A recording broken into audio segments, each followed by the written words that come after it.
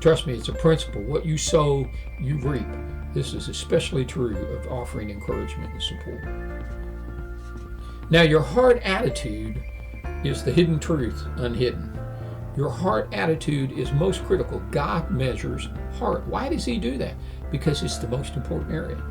Let's take a walk to the care and support of Ephesians. Paul was a prisoner at the time. So this is one prisoner to another. He examples complete care and support. In his own pain, he reaches out with support. What is my prison? Is it greed? Is it anger? Is it selfishness? Is it lust for fame? Lust for sexual sensuality? Is it control, domination, addiction, fear and anxiety, depression, self-destruction? What's my prison? What keeps me from living the fullness of the life of God? What keeps me from caring for others and giving them the support they need? Ephesians 4:17 through 32. It's a long section, so I want you to listen to it as I read it. So I tell you this and insist on it in the Lord. You must no longer live as the Gentiles do in the futility of their thinking. They're darkened by their understanding and separated from the life of God because of the ignorances in them due to the hardening of their hearts. Having lost all sensitivity, they've given themselves over to sensuality so as to indulge in every kind of impurity, and they're full of greed. That, however, is not the way of life you've learned. When you heard about Christ and were taught in him in accordance with the truth that is in Jesus, you were taught with regard to your former way of life to put off your old self, which is being corrupted by its deceitful desires, to be made new in the attitude of your mind, and put on the new self, created to be like God in true righteousness and holiness. Therefore, each of you must put off falsehood and speak truthfully to your neighbor, for we're all members of one body. In your anger, don't sin. Don't let the sun go down on your anger. Don't give the devil a foothold. Anyone who's been stealing must steal no longer, but must work. Do something useful with your own hands, that you may have something to share with those in need.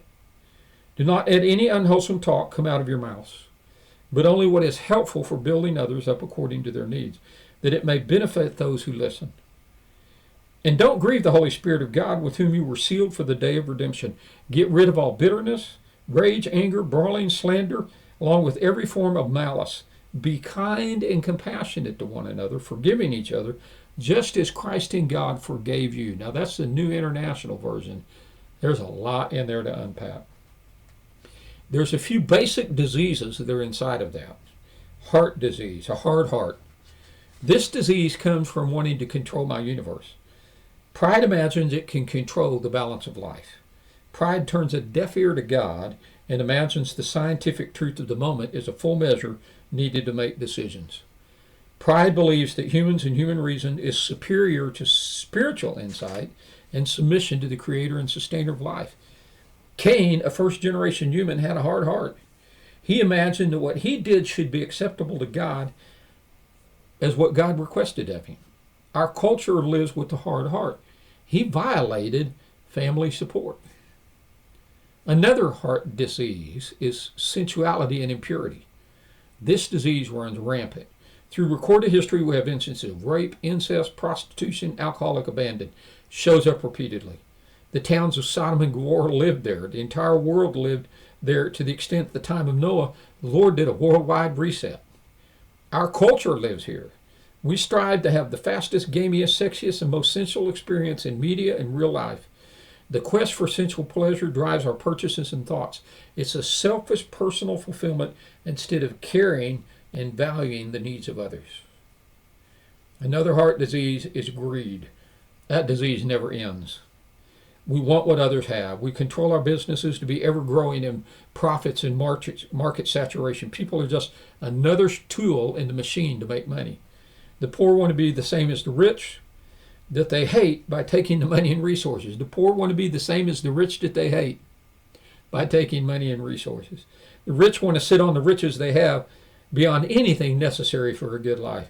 Greed grabs what used to be support and grow others in the community. It could be used, but greed holds it. So where's the solution? True righteousness and holiness form the foundation for a caring and supportive heart and attitude. That's something that must be built. It's an attitude that I want to live according to God's design and will and way. Care means I want the best for the other person. Build an attitude of care and support for others versus self-fulfillment.